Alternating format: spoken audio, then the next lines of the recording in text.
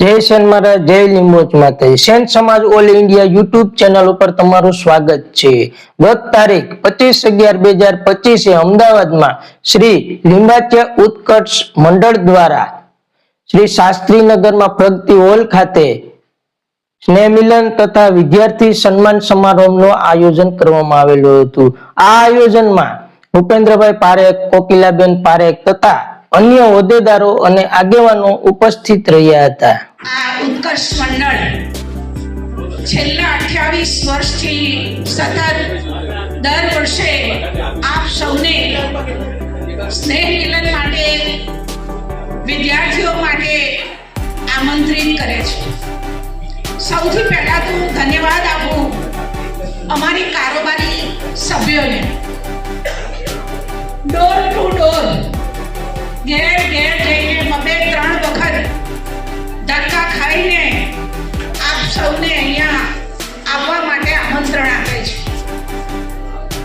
કારોબારી સભ્યો એટલા બધા વ્યસ્ત હોવા છતાં પણ આપના માટે આપને અહીંયા એકત્ર કરવા માટે આ સંગઠનને મજબૂત કરવા માટે ખૂબ કામ કરે છે। અને વાત ક્યાં કરું છું ભાઈ, જેને કામ કરવું હોય એની ઉંમર નડતી જ નથી, બરાબર?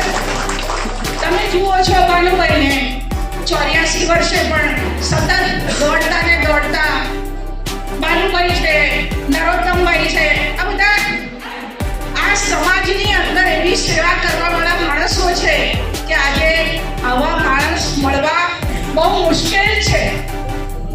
એટલે આપણા બધી જ્ઞાતિના મંડળો, બધી સંસ્થાઓ કામ શિક્ષણનું કરે છે, સમાજનું કામ કરે છે। એમ કહેવાય કે નાના નાના ઝરણા હોય એ વહેતા હોય, એક નદી બને, ઝરણામાંથી નદી બને ને બધી નદીઓ ભેગી થાય, એક સમુદ્રમાં જાય। આપણો સમાજ એક સમુદ્ર છે અને બધું જ કામ કરનારા, સમાજનું કામ કરનારા બધા એકત્ર થાય છે સમાજ માટે।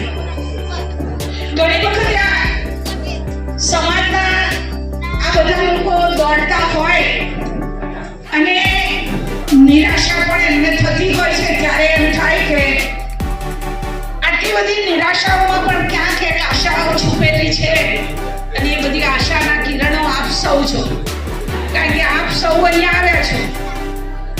શરૂઆત જ્યારે થઈ ત્યારે 1000-1200 માણસ કાયમ માટે અહીંયા જમનારું, બિલકુલ અહીંયા તમે જુઓ તો એટલી બધી સંખ્યા હોય, 1000-1200ની ભીડ સખત હોય। અહીંયા બેસનારા ઓછા હોય, સ્ટેજ ઉપર બેસનારા ઓછા હોય, પણ 12 વાગ્યા પછી 1 વાગે ભીડ તમને જુઓ એટલી મળે।